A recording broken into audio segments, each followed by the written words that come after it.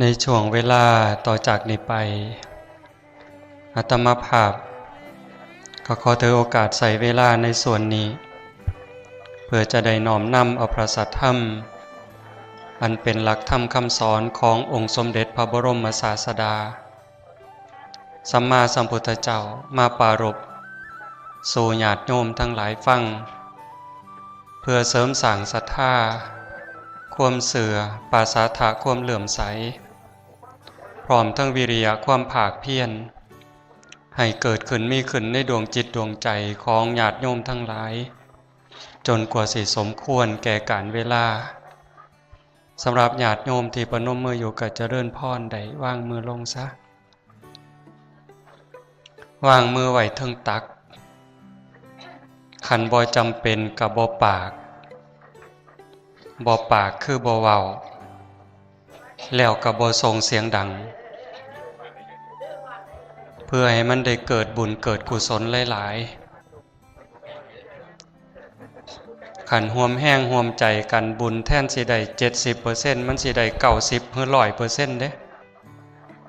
ความเงียบความสงบนี่เป็นอันหนึ่งแต่ว่าทั้งนี้ทั้งนั้นอาตมาก็ต้องขออภัยญาติโยมไว้นำจริงๆกับฝ่าวหลายเติบก็เลยสาจักหน่อยแต่วัดมาเห็นเฉพาะโยมพ่อใหญ่ตั้งใจเฮ็ดบุญอาตมาอ่านเบิ่งในกาดเนี่ยตั้งใจเฮ็ดบุญเก็บเกี่ยวบุญกุศลให้เจ้าของคักๆมันซื่นใจแม่นว่าสิเมื่อยสิลาคันเห็นญาติเห็นโยมเข้าใจในการสร้างน้ำทำบุญจังซี่มันสำบายใจเป็นหยังจังว่าจังสันเพราะว่าคนเฮาในยุคปัจจุบันห่างเหินจากศีลห่างเหินจากธรรมบ่ใส่ใจปานใดกับเรื่องจังซี่บ่แน่ใจว่ามีผู้ฟังลาวบ่ออกมีอยู่บ่อยู่นี่โยมคนฟังภาษาอีสานบ่เข้าใจมีบ่ฟังหูหมดเนาะบ่เลี้ยวบางมันเป็นสีแปลกๆอยู่เบิ่งหน้าบ่ลาวก็มีนะขันจังสั่นปลอดภัยแล้วก็เว้าลาวต่อไปได้ เห็นความตั้งอกตั้งใจสื่อว่าเฮาเฮ็ดถูกเด้พระพุทธเจ้าเพิ่นตรัสเพิ่นสอนเพิ่นบอกว่าคนทั้งหลายสัตว์ทั้งหลายนี่มีบุญเป็นที่เพิงปุญญานิปะละโลกัสสมิงปฏิทาโหนติปานินังเพราะเหตุว่าบุญนั้นเป็นที่พึ่งของสัตว์ทั้งหลายในโลกนี้ในโลกหน้าพร้อมทั้งโลกต่อไป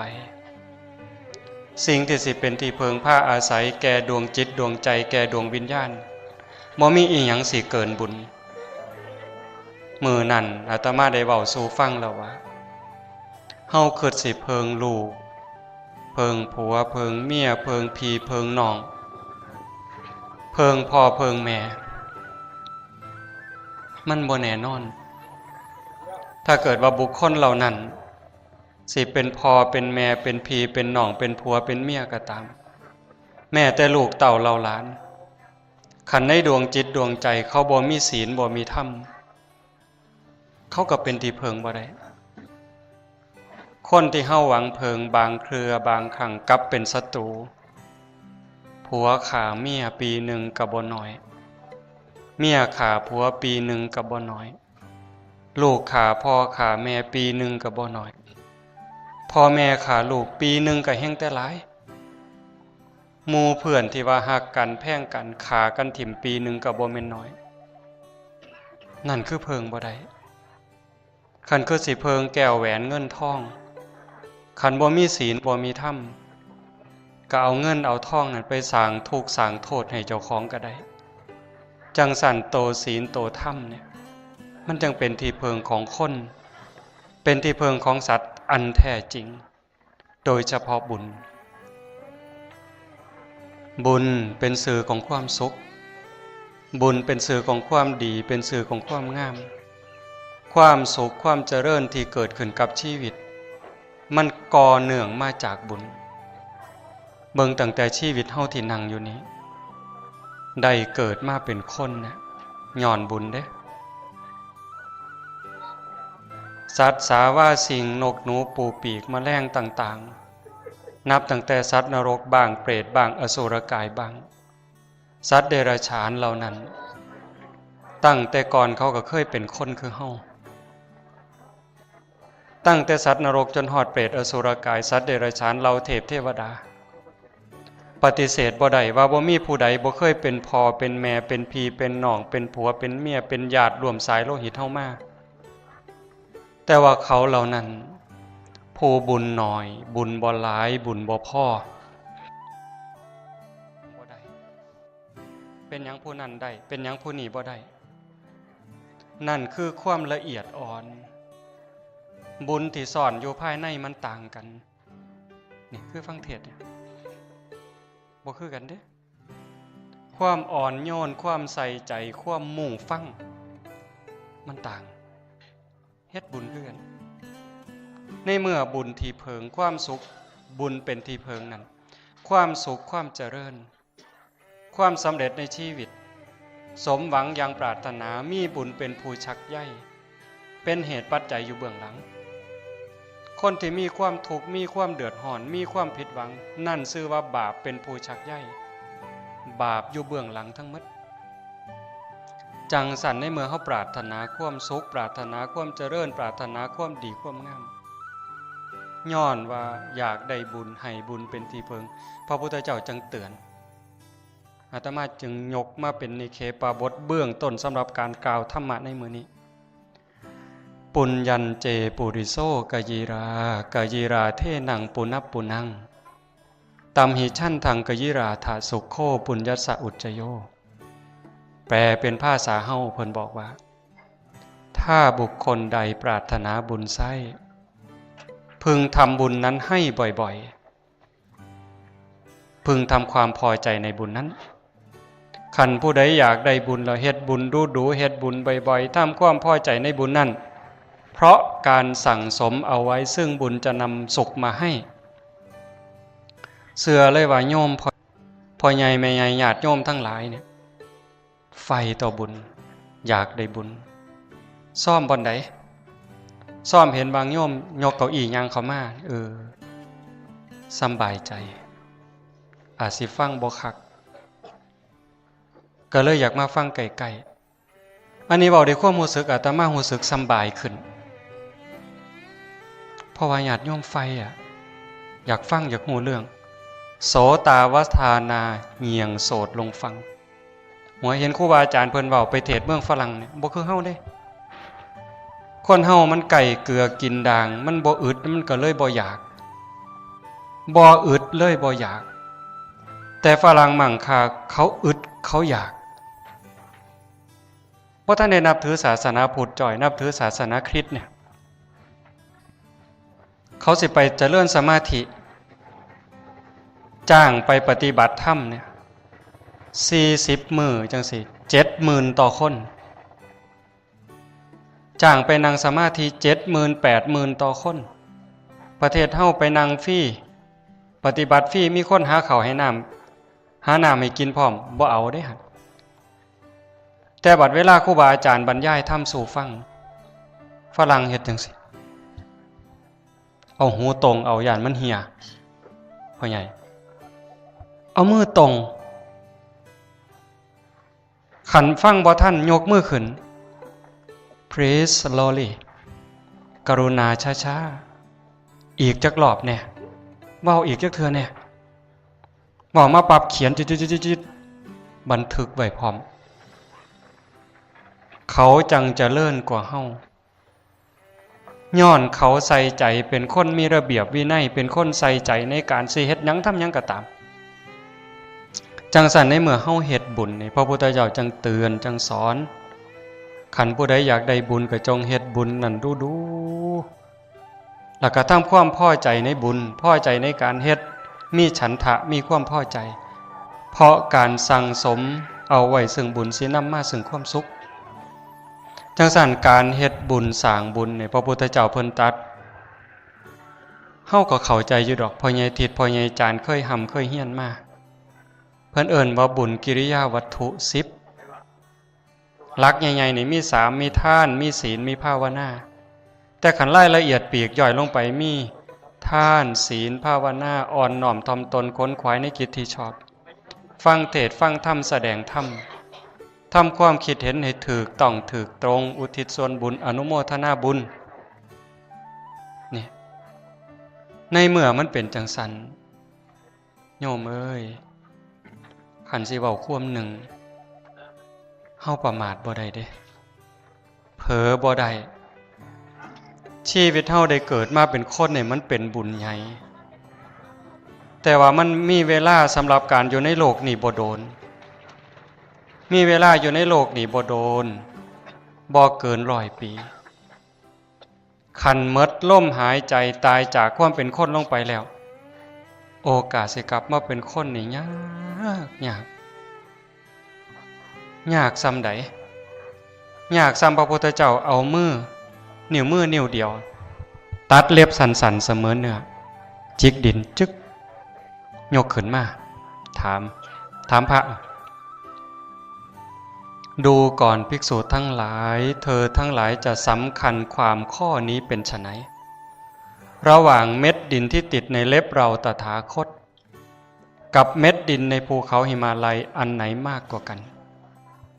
โยมว่ามันสิตอบยากอยู่ปะถามอาตมาก็ตอบโลดถามโยมก็ตอบเลยพระในที่ประชุมนั้นก็เลยกราบทูลพระพุทธเจ้าว่าข้าแต่พระองค์ผู้เจริญเม็ดดินที่ติดในเล็บของพระองค์นั้นมีน้อยนิดเดียวไม่มีมาตราส่วนที่จะเปรียบเทียบได้กับเม็ดดินในภูเขาหิมาลัยพ่อพระพุทธเจ้าตรัสจังสันปั๊บพระภิกษุตอบจังสันปั๊บพระพุทธเจ้าก็ตรัสสวนเลยดูก่อนภิกษุทั้งหลายฉันใดก็เหมือนกันสัตว์ทั้งหลายเมื่อสิ้นลมหายใจตายจากความเป็นมนุษย์ในชาตินี้แล้วโอกาสที่จะกลับมาเกิดเป็นมนุษย์อีกครั้งมีน้อยนิดเดียวเหมือนดินที่ติดในเล็บเราตถาคตแต่ส่วนใหญ่จะไปแออัดยัดเยียดกันอยู่ในนรกบ้างเปรตบ้างอสุรกายบ้างมากมายเหมือนเม็ดดินในภูเขาหิมาลัยคำว่าสัตว์นี่หมายถึงอาตมาหมายถึงโยมทุกคนเป็นสัตว์หมดผู้บ่แม่นสัตว์มีผู้เดียวคือพระอรหันต์สัตว์โตแปลว่าผู้คล่องยังของตายังของอยู่กับรูปหูยังของอยู่กับเสียงจมูกของอยู่กับกลิ่นลิ้นของอยู่กับรสกายของอยู่กับสัมผัสใจของอยู่กับธรรมารมณ์ขันว่าตาก็อยากเบิ่งแนวงามๆหูก็อยากฟังเสียงมวลก็ของเสียงดาก็ของเสียงย่องก็ของลิ้นก็ของอยู่กับรสแซ่บก็ของบ่แซ่บก็ของไปไสบ่ได้จังสั่นมันจังเป็นตาย่านจังให้เฮามั่นใจว่าบาปมีบุญมีชาติหน้าชาติก่อนนรกสวรรค์มีเฮ็ดดีก็ดีจริงเฮ็ดชั่วก็ชั่วจริงในเมื่อเฮาได้เกิดเป็นคนได้พ้อพุทธศาสนามันเป็นความโชคดียิ่งใหญ่กว่าความเป็นเทวดาอีกประเสริฐกว่าเทวดาแต่คันเฮาพลาดเฮาเผลอประมาทไปมวนเกินไปเพิ่นเกินไปโยมเอ้ยมันสิไปแออัดยัดเยียดกันในนรกบ้างเปรตบ้างอสุรกายบ้างเหมือนเม็ดดินในภูเขาหิมาลัยนั้นแต่ว่าในชีวิตของความเป็นคนมันสั่นนิดเดียวแต่มันก็มีค่าสามารถพัฒนาตนเองไปสู่เราเทพเทวดาไปหอดอินไปหอดพรหมก็ได้แต่ว่าวันเวลาของความเป็นมนุษย์มันสั่นนิดเดียวเปรียบคือกับก้อนน้ำแข็งชีวิตโยมคือกันชีวิตอาตมาคือกันมันคือกับก้อนน้ำแข็งเอามาตั้งไว้กลางเดินมันละลายเด้ย่อยปกคันแดดห่อนแห้งกะละลายเร็วคันมีแนวมาเหยียบมีแนวมาทับยิ่งแตกสลายไว้ชีวิตคนคือกันหายใจเข้าหายใจออกเทื่อหนึ่งชีวิตก็หมดไป วันเวลาผ่านไปมื้อนึงชีวิตก็หมดไปมื้อนึงความตายใกล้เข้ามาอีกมื้อนึงชีวิตผ่านไปปีนึงหมดไปปีนึงความตายใกล้เข้ามาอีกปีนึงแต่คันเฮาบ่เข้าใจเฮาก็สิเพิ่นถามกันว่าปีนี้ได้จักอายุได้จักปีพ่อใหญ่ได้จักปีแล้วแม่ใหญ่ได้จักปีแล้วพ่อลุงได้จักปีแล้วคันเฮาคิดคักๆมันได้หรือมันเสียเนาะพ่อใหญ่มันเสียไปเด้มันหมดไปเด้คันสิถามกันใหม่ถามว่าอายุหมดไปจักปีแล้วแม่ใหญ่มาหมดไปจักปีแล้วพ่อใหญ่บุตรหมดไปจักปีแล้วถามจังสี่มันจังถูกไม่ใช่ว่าได้เด้มันหมดแล้วมันเหลืออยู่เท่าใดบ่ฮู้จ้อยบัดนี้แล้วสิมั่วมวนมั่วประมาทมั่วเพิดมั่วเพิ่นมั่วโกงมั่วกินผิดศีลผิดธรรมผู้บางคนเว้าไปทั่วทีบอีกเฮ้ยมันบ่มีดอกบาปบุญนั่นเพิ่นว่าใจแม่นเพิ่นเก่งตัวบ่มีดอกบาปดอกบุญชาติหน้าชาติก่อนบ่มีดอกคันมันมีกูบ่เห็นผู้ใดเกิดดอกซุ่มตายไปแล้วพูดซุ่มตายไปแล้วบ่เห็นเกิดจักคนกูเห็นแต่เด็กน้อยล่ะเพิ่นว่าใจแม่นเพิ่นนักปราชญ์คักตัวเป็นตาอ่อนซ่อนจังว่าแต่ว่านั่นก็เรื่องของเขาแต่ว่าเรื่องของเฮาผู้ฮักเจ้าของฮักเจ้าของห่วงเจ้าของหวังดีต่อเจ้าของคือโยมพ่อใหญ่บุตรโยมแม่ใหญ่มาแล้วก็พี่น้องทุกคนฮักเจ้าของห่วงเจ้าของหวังดีต่อเจ้าของเป็นหยังจังว่าจังซั่นขันมีคำถามขึ้นมาว่าโยมเอ้ยผู้ใดเป็นผู้ที่น่าห่วงที่สุดในโลกผู้ใดเป็นผู้ที่น่าสงสารที่สุดในโลกขันถามอาตมาสิตอบแบบบ่ต้องคิดเลยว่าอาตมาเป็นคนที่น่าห่วงที่สุดบ่แม่นเห็นแก่ตัวเด้เป็นคนที่น่าสงสารที่สุดเป็นหยังเพราะว่าอาตมามีสิทธิ์ตกนรกอยู่มีสิทธิ์เกิดเป็นเปรตเป็นอสุรกายอยู่ยังหักก็เป็นอยู่สั่งก็เป็นบางเถื่องุดงิดก็ยังเป็นอยู่มันจังบ่ทันม่มจากนรกเปรตอสุรกายบ่ทันม่มจากอบายภูมิมันจังเป็นตาหนาห่วงเป็นตาหนารู้ตนขันโยมคิดว่าเจ้าของบ่ตกนรกอีกแล้วบ่เป็นเปรตเป็นอสุรกายสัตว์เดรัจฉานอีกแล้วโยมก็บ่ต้องห่วงเจ้าของแต่ขันโยมยังสร้างลูกสร้างหลานเป็นอยู่ยังหักลูกหักหลานเจ้าของเป็นอยู่ขันคนอื่นว่าลูกเจ้าของไปเกี่ยวกับยาบ้าลูกเจ้าของขี้ข้านขันโยมเครียดอยู่โยมบอกเจ้าของเลยว่าบ่ปลอดภัยขันมีคนเว้าผิดหูยังวื้อขึ้นอยู่นั่นบ่ปลอดภัยเป็นตารู้ตนเป็นตาหนาห่วงด้วยเหตุนี้การสร้างบุญจึงเป็นเรื่องจำเป็น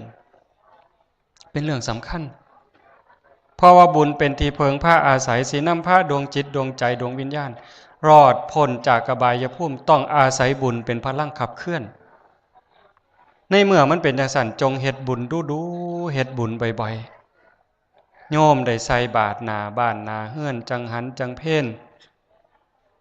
ซอยงานสังคมงานวัดงานโรงเรียนงานชุมชนอันไหนก็แล้วแต่คันเว้าง่ายๆการเฮ็ดบุญก็บ่ยากดอกคันเฮาเข้าใจบ่ยากจักเม็ดเฮ็ดบุญประเทศไทยตั้งแต่เก่าเขาเอิ้นสยามเมืองยิ้มบุญกับความสุขมันเป็นอันเดียวกันเป็นสื่อของความสุขเป็นสื่อของความดีเป็นสื่อของความงามคันซ้ำโยมสิเอาความสุขเอาความดีเนี่ยยิ้มให้กันมันยากอยู่บ่โยมตื่นขึ้นมาแล้วทักทายปราศัยสวัสดีครับสวัสดีค่ะแล้วก็ยิ้มให้กันนั่นมันม่วนโลดเด้สำบายใจโลดเด้แต่ว่าขันรอยยิ้มบ่เกิดหน้าบูดอยู่โอ้ยเฮ็ดบุญหลายปานใดก็บ่คักปานใดดอกพ่อใหญ่แต่ขันมีรอยยิ้มทักทายปราศัยให้ว่างใจไว้ใจกันได้ครอบครัวนั่นสังคมนั่นจะมีความสุข มีความเบาใจสบายใจก็คือมื้อนี้โยมพ่อใหญ่ตั้งใจเฮ็ดบุญกฐินกะหวังให้ลูกหลานบ้านใกล้บ้านไกลได้มามวลมาสื่นน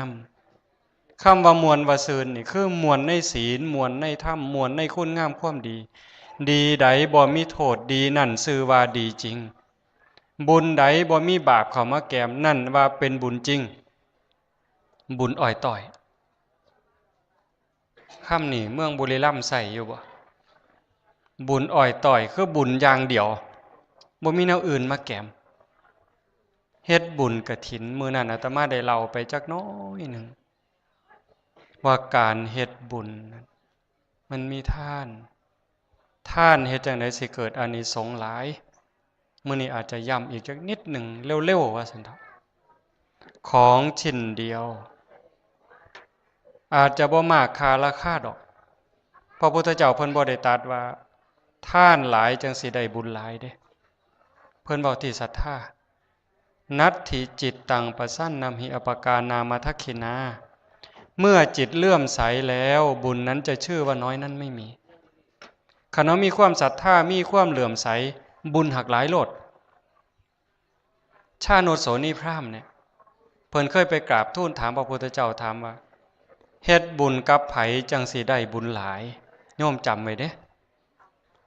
เวลาของเฮาสั้นๆอายุก็น้อยๆนี่จักสิหมดมื้อใดเหลืออยู่จักมื้อเฮาก็บ่ฮู้หมดมื้อใดคืนใดบ่ฮู้จัก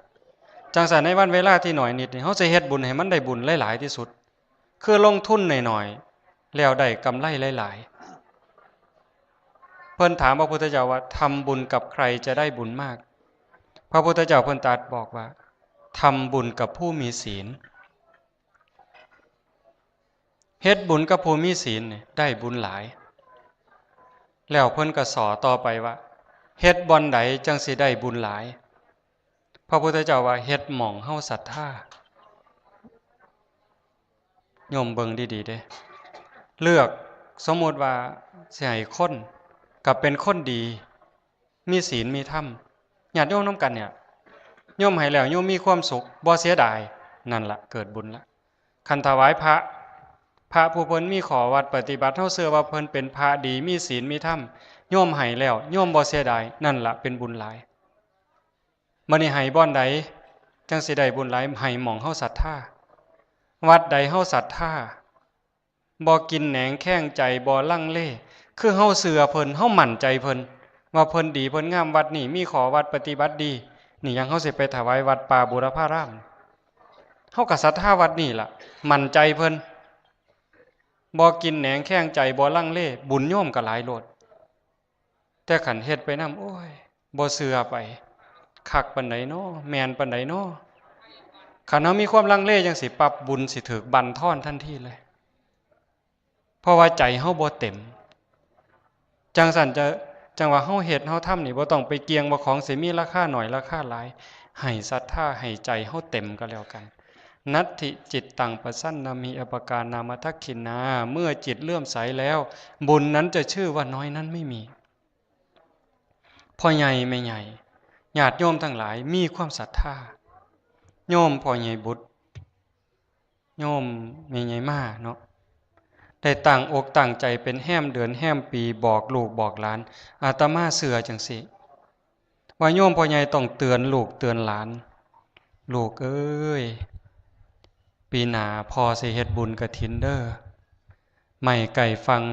นางไก่หวยอายุก็หลายปีดีดักมาแล้วจักสิมีเวลาโดนปานใดพออยากเฮ็ดบุญพออยากทำบุญอยากได้บุญหลายอยากเฮ็ดกองกฐินลูกก็เป็นคนดีเด้คันว่าสั่นก็บ่เฮ็ดนำนิมิตตังสาธุรูปานังกตัญญูกตเวทิตาความกตัญญูกตเวทีเนี่ยเป็นเครื่องหมายบ่งบอกว่าเป็นคนดีลูกคนใดขันเชื่อถอยฟังคำพ่อแม่ความหวังความปรารถนาของพ่อแม่แล้วเฮ็ดนำทำตามลูกนั่นชื่อว่าเป็นคนดีแล้วก็สิมีความเจริญไปในมือข้างหน้าบุญคุณพ่อแม่นั้นนักเกิงธรณีผู้ใดย่อแง่งนบหากสีดีเมื่อหนาโบราณเพิ่นว่าผู้ใดว่าจาตานให้ซองเขือน้ำตาลัง บาปทอฟ้าเวรกรรมทอแผ่นดินลูกเต่าเล่าหลานผู้ใดเคารพเสื่อถอยฟังคำพ่อแม่เฮ็ดนำทำตามพ่อแม่หวังหยังปรารถนาหยังขันบ่เหลือบาก่อแรงพ่อเฮ็ดใดทำใดเฮ็ดนำทำตามเพิ่นพ่อใหญ่ก็อยากมอบมรดกมอบทรัพย์ให้ลูกต่างเด้พาลูกพาหลานเฮ็ดบุญกฐินในครั้งนี้คือกำลังมอบทรัพย์มรดกอันล้ำค่าให้ลูกให้หลานต่างกันกับให้หน้าให้ดินให้ดอนให้เฮือนให้ซ่านเด้ให้หน้าดินดอนตอนหญ้าเฮือนซ่านบ้านซองทรัพย์สินเงินทองเป็นของบ่ยั่งยืนแล้วก็มีประโยชน์แค่อยู่ในโลกนี้บางเทื่อบ่ทันตายทรัพย์สินสมบัติอาจจะเปลี่ยนมือเฮาไปเป็นของคนอื่นได้แต่ว่ามอบบุญมอบกุศลมอบคุณงามความดีมอบความศรัทธาในศาสนาให้ลูกให้หลานมอบความเป็นคนดีให้เขามอบศีลมอบธรรมให้ลูกมอบศรัทธาให้ลูกนี่คือพ่อแม่ที่คิดการไกลคันสิซ้ำมอบให้มอบหน้าพระพุทธเจ้าหลังจากเพิ่นตรัสรู้เป็นพระสัมมาสัมพุทธเจ้าแล้วกลับกรุงกบิลพัสนางพิมพาก็ดีบอกล่าหุนให้ไปขอราชสมบัติให้ขอพระราชบัลลังก์จากพระพุทธเจ้าแทนที่พระพุทธเจ้าสิบอกว่าเจ้าอยากเป็นเจ้าเป็นไปเลยให้ครองกรุงกบิลพัสซะสมบัติในเมืองนี่บริวารทั้งหมดนี่เป็นของเจ้าบ่พระพุทธเจ้าเห็นว่าพระราชบัลลังก์ก็ตามกรุงกบิลพัสก็ตามทรัพย์สินสมบัติทั้งหมดพระสงฆ์นิกรไผ่ฝ่าอาณาประชาราชแทนที่สิมอบให้ราหุลเป็นลูกชายคนเดียวแล้วก็เหลืออยู่ผู้เดียวที่สิเป็นพระเจ้าแผ่นดินต่อจากพระเจ้าสุโธทนะบ่พระพุทธเจ้าว่าทรัพย์สินสมบัติราชบัลลังก์ก็บ่แม่นของจีรังยั่งยืนมีคุณมีค่าเพียงแค่ชั่วชีวิตนี้เท่านั้นอาจสิสร้างบาปย้อนเป็นพระเจ้าแผ่นดินก็ได้อาจสิขาดทุนย้อนเป็นพระเจ้าแผ่นดินก็ได้ฉะไหนเลยให้สมบัติที่เป็นอริยะเป็นอมตะนำพาดวงจิตดวงใจสู่มรรคผลนิพพานดีกว่าเลยบอกให้พระสารีบุตรไปบวชล่าหุนให้เป็นสามเณรปฏิบัติธรรมฟังธรรมเป็นพระอรหันต์นั่นคือมีค่ากว่าทรัพย์สินสมบัติมีค่ากว่ากรุงกบิลพัสมีค่ากว่าความเป็นพระเจ้าแผ่นดินเฮ็ดกองกฐินบอกลูกบอกหลานลูกเอ้ยพ่อสิเฮ็ดบุญแม่สิเฮ็ดบุญใหญ่สิเฮ็ดกองกฐินเจ้ามีกำลังส่ำใดก็มาเฮ็ดน้ำพ่อเด้อมาเฮ็ดน้ำแม่เด้อลูกเต้าอยากให้พ่อมีกำลังใจตอบบุญแทนคุณก็ออกมาผู้ละเล็กผู้ละน้อยผู้ละหน่อยผู้ละหลายตามกำลังที่เฮ็ดได้ก็จังเป็นกองบุญขึ้นมาเนี่ยบ้านไก่เฮือนเคียงก็มาเป็นบริวารทายกเหล่าใดเป็นผู้มีปัญญารู้จักถ้อยคำพูดจาปราศจากความตนีนี่วันนี้พี่น้องมาซอยขนขวายมาซอยจ่าซอยแจงบุญของเจ้าภาพก็บ่ได้ลดพี่น้องก็ได้เจ้าภาพก็ได้นักปราชญ์บัณฑิตเพิ่นสรรเสริญในเมื่อพ่อใหญ่เฮ็ดจังซี่ปั๊บทุกคนมาร่วมได้บุญทอกันเป็นบุญนำกันร่วมอนุโมทนาสาธุนำกันบุญก็เกิดไปพร้อมๆกันไปคือกันผู้เป็นหลักกับเป็นประธานเป็นหัวหน้าตลอดไปผู้มาร่วมเสริมทัพกับเป็นลูกเป็นหลานเป็นบริวารมันละเอียดอีหลีโยมคันจะบอกจังสิเป็นเรื่องละเอียดพระพุทธเจ้าเพิ่นสอนขันผู้ใดเฮ็ดบุญแต่เจ้าของบ่เอิ้นหมู่บ่เอิ้นพวกอยากเฮ็ดก็เฮ็ดเลยเฮ็ดผู้เดียวบ่ปากรวยเพราะว่าการให้ทานเนี่ยมันเสียให้รวยอานิสงส์มันนั่นไปเกิดเป็นเทวดาแล้วเมิดบุญจากสวรรค์มาเกิดเป็นคนรวยจนกระทั่งเป็นพระเจ้าแผ่นดินพุ่นเด้สูงสุดเป็นพระเจ้าแผ่นดินแต่ว่าขันบ่ส่วนหมู่รวยแต่บ่มีลูกบ่มีหลานบ่มีบริวารขันผู้บางคนส่วนแต่หมู่เฮ็ดแต่ว่าเจ้าของบ่เฮ็ดหลายทั้งเถื่อส่วนหมู่เฮ็ดเจ้าของบ่เฮ็ดเป็นหัวหน้าซื่อเวลาบุญมันให้ผลมีบริวารเต็มบ้านเต็มเมืองแต่ว่าทุกข์ พี่น้องบ่อึดบ่อยากมีแต่คนจงรักภักดีมีแต่คนหักคนแพงแต่ว่าเงินเจ้าของบ่หลายขันผู้บางคนส่วนหมู่พร้อมท่านหลายกว่าหมู่พร้อมรวยพร้อมมีบริวารพร้อมคันสิเปรียบเทียบคนในประเทศไทยให้โยมเห็นภาพบ่เกี่ยวการเมืองเด้แต่ให้โยมเห็นย้อนถึงไปอดีตชาติอาตมาบ่เห็นดอกแต่ว่าเบิ่งภาพเข้ากับธรรมะตรงนี้ผู้มีบริวารแต่บ่รวยคือพ่อใหญ่ส่วนมีคนหักคนแพงอยู่ได้เว้าถึงซุมื้อก็เว้าถึงเด้มีคนนับหน้าถือตาบริวารก็หลายแต่บ่รวยส่ำพ่อใหญ่ส่วนนั่นล่ะแต่พ่อใหญ่ทักษิณบัดท่านก็ท่านหลายส่วนหมู่ก็ส่วนหลายคนหักหมดบ้านหมดเมืองรวยเป็นแสนล้านต่างกันจังซี่เฮ็ดบุญมื้อนี้บอกลูกบอกหลานบอกพี่บอกน้องเจ้าของก็เฮ็ดเจ้าของก็ทำเอาไปเอามาเป็นร่วมขบวนกันไปรวยพร้อมมีลูกมีหลานมีบริวารพร้อมผู้มาซอยมาร่วมอนุโมทนาด้วยความเต็มใจมีความอิ่มใจภูมิใจในการเฮ็ดก็สิรวยไปคือกันเป็นจังซี่เด้พอพระพุทธเจ้าเพิ่นว่าทุกอย่างมันเกิดจากเหตุทำดีก็ย่อมได้ดีทำชั่วก็ย่อมได้ชั่วทำเหตุอย่างไรก็ได้ผลอย่างนั้นจังซั่นการที่เฮาเฮ็ดบุญกฐินในมื้อนี้เฮาจังให้มันได้ครบองค์ประกอบครบวงจรเริ่มต้นด้วยการให้ทานตั้งแต่มื้อวานมื้อก่อนโยมพ่อใหญ่เลี้ยงพี่เลี้ยงน้องเลี้ยงลูกเลี้ยงหลานกอตองบ่ทั้งนี่กอตองห่อข้าวต้มเนาะตั้งแต่มื้อกอตองห่อข้าวต้มกลางเต็นท์เฮ็ดบ่อยู่บ่พักพี่น้องมาซอยเฮ็ดซอยจัดซอยแจงกันเลี้ยงข้าวเลี้ยงน้ำตั้งแต่มื้อนั้นบ่คิดเสียดายบ่คิดแพงจนฮอดมื้อนี้ถวายเพลแก่ครูบาอาจารย์เลี้ยงพี่เลี้ยงน้องเลี้ยงญาติเลี้ยงโยมจนมาฮอดป่านนี้บุญก็เกิดมาเรื่อยๆเรื่อยๆเรื่อยๆได้ไหว้พระได้รับศีลได้ฟังธรรมได้เจริญสมาธิผู้บางคนก็นั่งหลับตาเจริญสมาธิตั้งแต่ต้นบุญครบวงจรเด้ทานศีลภาวนาอ่อนน้อมถ่อมตนขนขวายในกิจที่ชอบฟังธรรมแสดงธรรมเฮ็ดแบบอย่างที่ดีให้ลูกหลานเขาเบิ่ง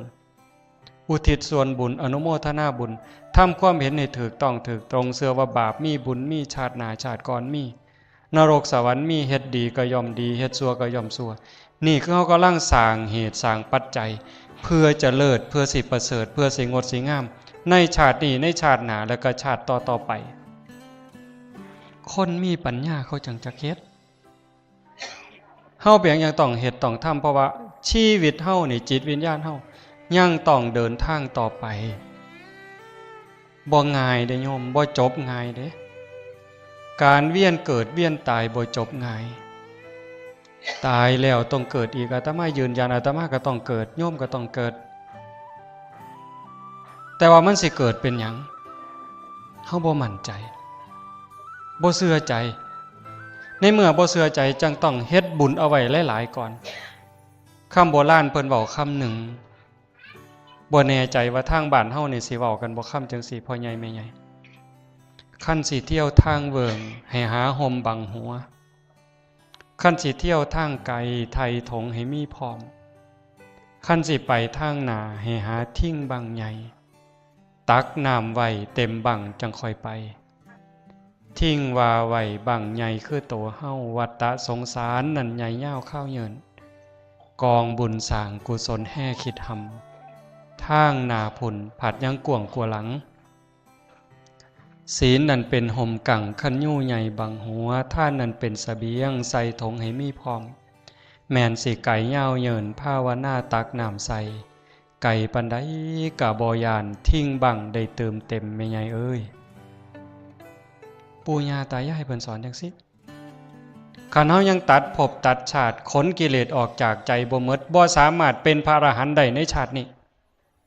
หน้าที่ต้องเฮ็ดคือการสร้างบุญคันสิเที่ยวทางเวิงว่างทางกวงทางไกลคันสิเปรียบก็คือธงกุลาบุรีรัมย์ก็มีส่วนหนึ่งเป็นธงกุลา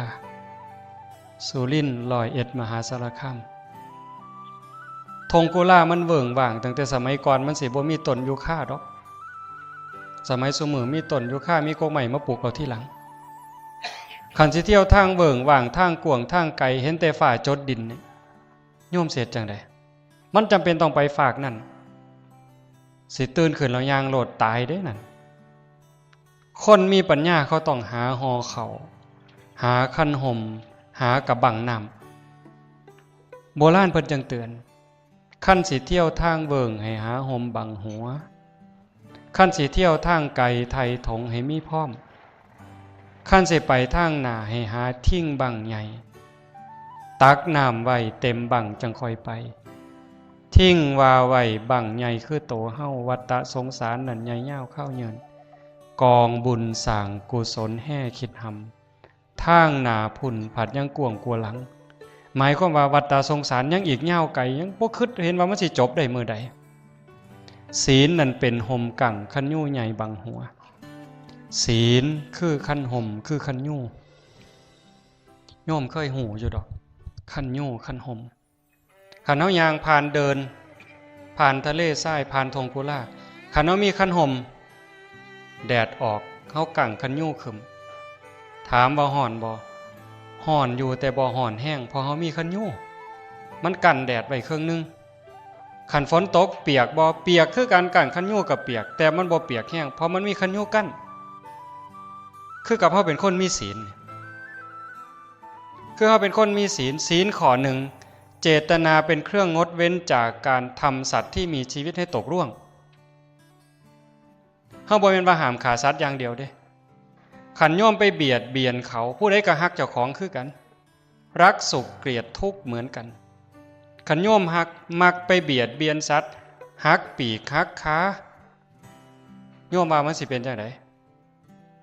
ตั้งแต่สมัยเป็นเด็กหน่อยผู้ใดเคยเฮ็ดแนวผู้ชายขี้ดื้อไปจับเมี่ยงกระบี่จับปุ๊บดึงก้นออกเอาหญ้าเสียบปล่อยมันไปแล้วเพิ่นว่าเฮ็ดนี่เฮลิคอปเตอร์พวกหมู่นี่สิเป็นโรคฤทธิ์ดวงทวารได้นี่ บ่แม่นเว้าเล่นเด้กรรมเด้หั่นโยมหาว่าตัวสั่นบ่ผู้หักขากบขาเขียดปวดขาปวดแอวข้องกระป้อมได้แล้วก็หักขาหักแขนเขาพร้อมเด้จับกบได้ก็หักเด้เป็นตาย่านบ่พ่อใหญ่เว้าบ่นี่ พ่อใหญ่เป็นผู้หักขาใส่ของมาแม่ใหญ่เป็นผู้ทุบหัวบัดนี้เอามาห้องเขียงเอาสันผ้าเคาะหัวปกกบมันห้องแอบมันหนบมือมันบอกพอแล้วค่อยเจ็บแม่ใหญ่ว่ามึงเอาอีกบอกปกแอบปกจนมันเงียบแล้วบ่พ่อปาดท้องพร้อมไปสอนหวกขี้โพบีบท้องมันแปะแปะสอนปลาลูกคอกได้หลายกะว่าหมานสอนหวกได้หลายกะว่าหมานภาษาคนว่าหมานแต่ภาษาธรรมว่าซวย มันสิบาปหลายหั่นวะแต่ว่ามันก็จำเป็นมันสิเลี้ยงลูกเลี้ยงหลานเจ้าของก็บ่อยากบาปดอกแต่หลานมันแอวลูกแอวเป็นตาเห็นใจวิถีชีวิตคนเนี่ยมันจังสร้างบาปสร้างกรรมที่อาตมาเว้าวังต้นว่าพระพุทธเจ้าว่าเม็ดดินที่ติดในเล็บเราตถาคตนี่สิเกิดมาเป็นคนหลังจากตายไปแล้วมันหน่อยซ้ำเม็ดดินในเล็บเนี่ยเสียไปตกนรกมกใหม่เป็นเปรตอสุรกายหลายซ้ำเม็ดดินในภูเขาหิมาลัยมันจังบ่ต้องเถียงบ่ต้องเชื่อก็ได้แต่เบิ่งเหตุเบิ่งผลไม่ออกนั่งอยู่นี่เธอเลี้ยงลูกใหญ่มากผู้หนึ่งนี่เจ้าว่าเจ้าขาปลาย้อนบาปย้อนลูกนี่ไปจักโตเจ้าว่าขากบขาเขียดมดไปจักโตมาเลี้ยงลูกเลี้ยงเต้าบาปย้อนจังซี่เด้จังซั่นลูกขันบ่ฮักบ่แพงบ่กตัญญูต่อพ่อต่อแม่นี่โยมว่ามันสิบาปซ้ำใดขันผู้เถียงคำบ่ตกฟากนี่ลักเงินลักทองไปหาซื้อแนวซื้อเหล้าซื้อยากินมันสิบาปซ้ำใดเจ้าว่า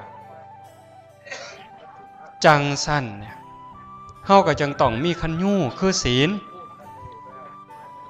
นั่นเป็นห่มกั่งคันยูใหญ่บังหัวขันยางผ่านทะเลทรายผ่านทงกว้างฝนตกกับกั่งคันยูแดดออกกับกั่งคันยูศีลข้อที่หนึ่งเจตนาเป็นเครื่องงดเว้นจากการทำสัตว์ที่มีชีวิตให้ตกล่วงขันเฮาชอบเบียดเบียนสัตว์ ไปตกนรกบกใหม่แล้วกลับมาเกิดเป็นคนอีกเถื่อมันสิป่วยดู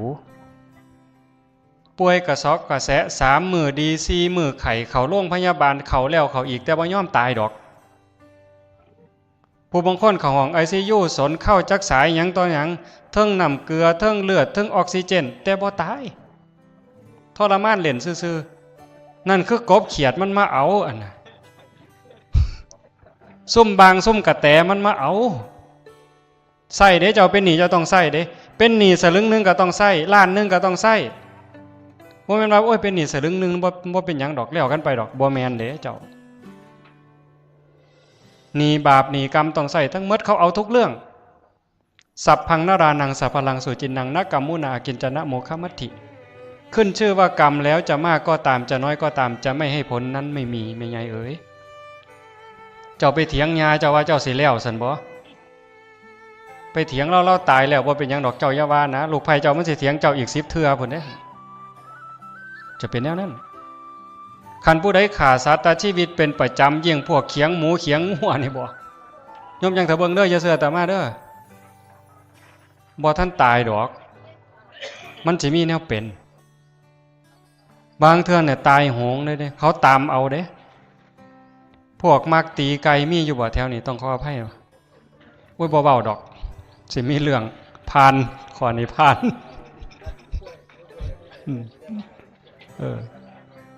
มันเอาเหมือดได้โยมเพราะว่าบัดใกล้ตายเนี่ยมันสิมาบาปกรรมต่างๆที่เฮาเฮ็ดไว้นี่มันบ่ลืมดอกคันเฮาได้นั่งสมาธิเฮ็ดจิตดีๆนี่สิจำได้ฮอดเจ้าของนอนในกระด้งพุ่นแม่ใหญ่ผู้ใดมาญาติกินข้าวหมกเจ้าจำได้หมดพุ่นเด้คันมันบ่มาฟ้องตอนนี้ฟ้องตอนใกล้ตายเฮ็ดหยังไว้มันจะมาหมดพวกตีไก่จังซี่บัดเวลาไก่ตายคันมันมาฟ้องเด้กรรมมันมาเนี่ยเฮาบ่ฮู้เด้มันเป็นเองนางยองย่อคือหลวงปู่คุ้นเนี่ยเอานิ้วมือนี่มาส้นกันปั๊บถาปีกขันพร้อมเด้จะน้อยก็สวบหน้าสวบหลังคือไก่ตอดเหงื่อนี่นิ้วมือก็แตกนิ้วมือแตกเล็บหลุดลูกเมียเอาบ่อยู่เด้เอาไปเอามาเอาหัวไปดุดกกเสาแตกหน้าแตกคิ้วแตกเจ็บปวดทรมานตายจังซั่นปั๊บบ่ต้องไปถามว่าสิไปไสจิตเตสังกิริเถทุกขติปาติกังขาเมื่อจิตเศร้าหมองทุกขติเป็นที่หวังนรกท่วนตามหลดอาตมาบ่ได้เว้าเด้กฎกรรมเป็นจังซั่นแต่ขันผู้ใดเฮ็ดดีก็พอกับแม่มีศีลมีธรรมข้อนี้กันแล้วไปดีไปงามไปขันขาสัตว์ดูเป็นประจำอายุสิสั้นข้อที่2ขันพวกมักลักมักจกมักจีมักป่นมักยักยอกข้อรับชั้นแม่ได้กินหัวคิ้วเนี่ยรวยไปเถาะชีวิตนี้เจ้าอาจจะรวยแต่ว่าเอามาเลี้ยงเมียกับเจ้าสู้เลี้ยงลูกกับเกเรรวยบ่โดนดอกบ่ตายมันสิหมดไปตกนรกมกใหม่เกิดเป็นคนอีกชาติใหม่เจ้าสิทุกข์บาดนี้ทุกข์บ่มีหอดบ่อนอยู่บ่มีหอดบ่อนนอนใต้สะพานร้อยเทศกิจยังไรจับอีกได้เจ้าบาปกรรมทั้งหมดได้นั่นขันผู้ไปผิดศีลข้อ3มันซุมื้อนี่มันคักโพดผู้ใดบ่มีกิ๊กผู้นั้นโง่เพิ่นว่าโอ้ยจะเป็นซัวคักเด้อแต่รู้ตนได้หั่นมันสิไปตกนรกพ้นจากนรกมาเป็นเปรตพ้นจากเปรตมาเกิดเป็นสัตว์เดรัจฉานอันพวกผิดศีลข้อ3เนี่ยเกิดเป็นสัตว์เดรัจฉานสิเป็นตัวเถิกเป็นตัวผู้โยมสังเกตเบิ่งเด้อสิเป็นตัวผู้กันเป็นสัตว์ป่าหัวหน้าฝูงสิไล่กัดไล่ส้นไล่ตีไก่บ้านคือกันไก่เถิกมันบ่ไล่ตีไก่แม่เด้มันตีไก่เถิกนำกันเด้อาตมาเห็นอยู่วัดเนี่ยตีจนตายไล่ตีไล่ขาไล่ส้นจนตายคันเป็นสัตว์บ้านก็ถูกตอนบาดนี้คันเป็นสัตว์บ้านถูกตอนเป็นหมูก็ตามเป็นงัวก็ตามเป็นข้วยก็ตามเขาตอนหำมันบาปตั้งแต่ไปผิดศีลข้อ3หมดนี่หั่นหมดจากสัตว์เดรัจฉานมาเกิดเป็นคนบาดนี้เกิดเป็นคนเป็นผู้ชายก็บ่แม่นเป็นผู้หญิงก็บ่แม่นผู้ชายนะยะมันจังหลายขึ้นซุมื้อ เมิดไปจากนั่นบัดนี้เศษบาปยังเหลือพ้นจากกระเทยมาเกิดเป็นผู้ยิ่งบ่แม่นหน่อยๆเด้โยมเบิ่งนั่งอยู่นี่ผู้ยิ่งกับผู้ชายหลายคนในโลกนี่ผู้ชายกับผู้ยิ่งผู้ใดหลายมาเกิดเป็นผู้ยิ่งนี่ย้อนมาใส่บาปเด้เอาจริงๆจิตดวงนี้ไม่มีหญิงไม่มีชายเด้นี่บ่มีคนบ่มีสัตว์เด้บ่เป็นผู้ยิ่งผู้ชายเด้แต่เป็นผู้ยิ่งนี่ก็ย้อนเศษบาปแต่บ่แม่นบาปธรรมดาดอกดีกว่ากระเทยบวชก็ได้ปฏิบัติธรรมเป็นหอดพระอรหันต์พุ่นเด้หั่นดีขึ้นมาแล้วพ้นมาแล้วแต่ว่าบาปมันยังเหลือยากซ้ำไหนเป็นผู้ยิ่งเป็นประจำเดือนผู้ชายบ่เป็นได้หั่นผู้บางคนปวดท้องผู้บางคนไข้ทับฤดูตายได้นั่นเศษบาปตามมาเด้เจ้าแม่นบ่ล่ะในแถวบ้านเฮามีบ่ผิดกับบุญตายนะผู้ชายบ่ผิดกับบุญได้เจ้านี่เศษบาปได้เบิ่งดีๆเด้มีประจำเดือนแล้วก็มาอุ้มท้องผู้ชายก็มีท้องคือกันท้องใหญ่ปานใดก็บ่ยากคือผู้หญิงลุกก็ยากนั่งก็ยากนอนก็ยากกินก็ยากอุ้มท้อง9 เดือน10 เดือนบัดมือออกลูกอีกบัดนี้ผู้ชายก็บ่ได้เบ่งน้ำอีกบัดนี้เบ่งก็บ่มีผลนะจากนั้นก็เลี้ยงลูกเลี้ยงผัวผู้บางคนผัวกับเลี้ยงโดยลำแข้งบางมือบางเวลาแทนที่สิเลี้ยงเขาเลี้ยงน้ำเลี้ยงเมียด้วยลำแข้งตับโดด4 โค้งไปหอดเวลาจังหนึ่งเจ้าว่าทุกซ้ำใดยากซ้ำใดนี่คือเศษบาปเมิดตรงนั้นจังสิได้มาเกิดเป็นผู้ชายขันโยมผู้ยิ่งยานมันจะเกิดเป็นผู้ยิ่ง500 ชาติพุ่นเด้เจ้าสิมีประจำเดือนอยู่อีกจักชาติบ่ฮู้เจ้าเป็นมาแล้วเท่าใดขันเจ้าอยากมีทางลัดอยากจบอยากใส่หนี้กรรมให้มันจบหักหญ้าหลายๆหักปูหักหญ้าหลายๆเฮ็ดนำเพิ่นซ้ำเทวดาหญ้าสิจมปูสิด่าสิให้ทนอย่างเดียวเฮ็ดน้ำเพิ่นอย่างดีเฮ็ดน้ำพี่น้ำน้องผัวอย่างดีให้อดให้ทนทำบุญทำทานมาได้อธิษฐานเกิดชาติหน้าชั้นใดให้ผู้ขาเป็นผู้ชายให้มันรอดมาขันว่าเป็นผู้หญิงแล้วมันดีได้มีประจำเดือนได้ออกลูกขันมักแนวนั้นก็ตามใจแต่ขันอยากให้มันวิตมันพ้นแล้วเลี้ยงปูเลี้ยงยาดีเพิ่นสิจมเพิ่นสิด่านี่หมอบให้ข้านพ่อใหญ่บ่แม่นเว้าเล่นเด้พระพุทธเจ้าเว้าเหมือนแต่มาเอาคำพระพุทธเจ้ามาเว้าเด้นี่บ่ได้เว้าเอาเองเด้จังว่าต้องเฮ็ดบุญเนี่ยนอกจากนั้นศีลข้อที่4คันผู้ใดเว้าขี้ตัวมักเว้าตัวมักยุยงคนให้ผิดกันใส่ร้ายป้ายสีพวกเรานี่จะไปตกนรกคือกันนั่นล่ะพ้นจากนั้นมาเกิดเป็นคนปากเหม็นใส่ไปโหลดค้อนเกตใกล้ชิดกับซ้ำเก่าเว้าหยังบ่มีคนเชื่อถอยฟังคำแขวบ่สวยแขวบ่เรียบอันนี้มันเป็นเศษบาปมาแต่เก่าคันคอหาบัดนี้ไปดื่มไปเสพเครื่องดองของเมายุ่งเกี่ยวกับยาเสพติดพ้นจากนรกมาสิเป็นคนปัญญาอ่อนเป็นคนบ้า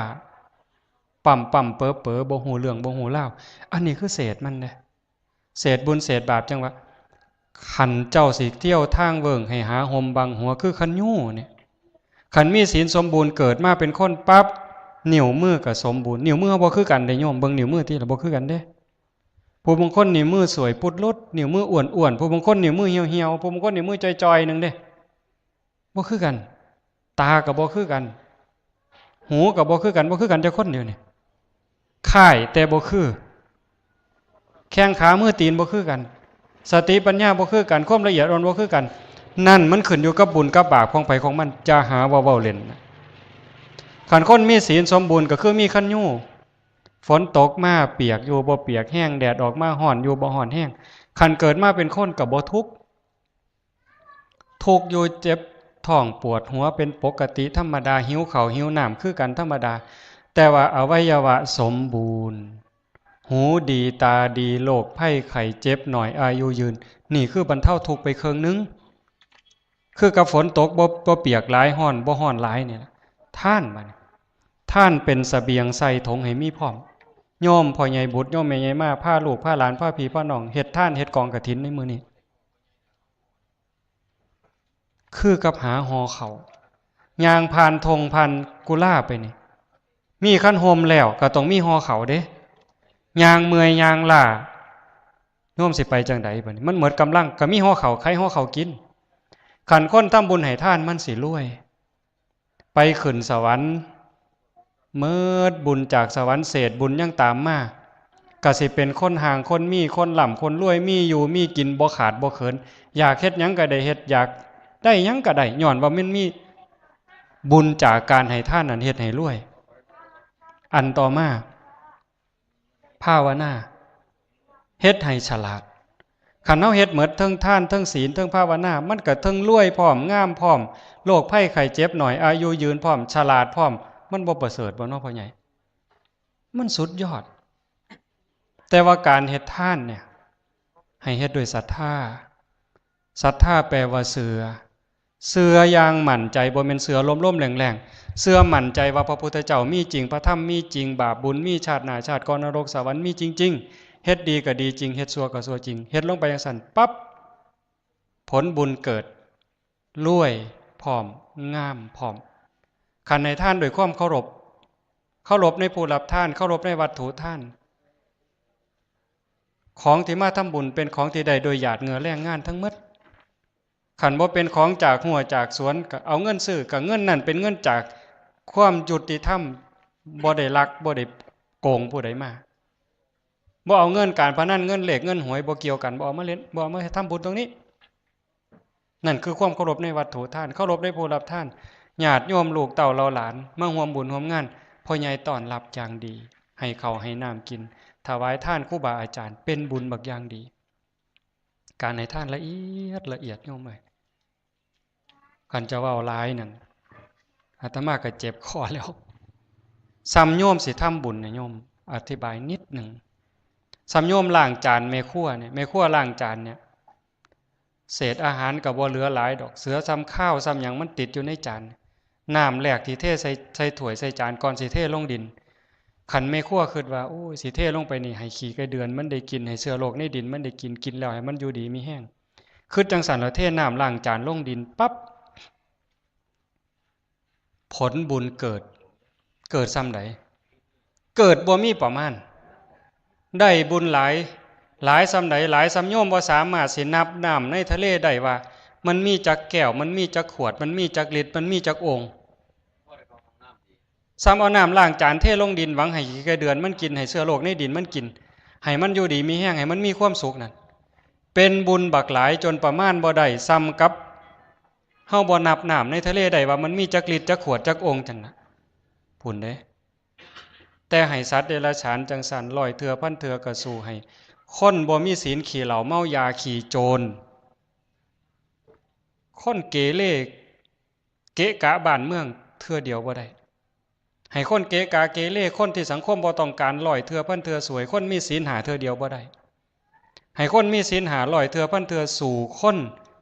ผู้รักษาศีล8พ่อใหญ่แม่ใหญ่ไปอยู่วัดรักษาศีล8วันพระวันศีลเทื่อเดียวบ่ได้ให้คนรักษาศีล8 100เทื่อพันเทื่อสู่ให้สามเณรน้อยเทื่อเดียวบ่ได้ให้สามเณรน้อย100เทื่อพันเทื่อสู่ให้พระบวชใหม่ศีล217เทื่อเดียวบ่ได้ไล่จนผู้ปฏิบัติเป็นโสดาบันแล้วสกิทาอนาคาอรหันต์จนหอดพระปัจเจกพุทธเจ้าพระพุทธเจ้าให้พระสงฆ์หมู่ใหญ่มีพระพุทธเจ้าเป็นประธานได้บุญหลายมื้อนี้พ่อใหญ่พาลูกพาหลานพาพี่พ่อน้องเฮ็ดมันเป็นบุญจนนับประมาณบ่ได้นอกจากนั้นเฮามีการฟังธรรมอาตมาดีใจอย่างหนึ่งเห็นโยมคือสิกำลังอุ้มท้องมาฟังเทศน์เอาดีๆเด้ลูกเต่าเราหลานอยู่ในท้องเนี่ย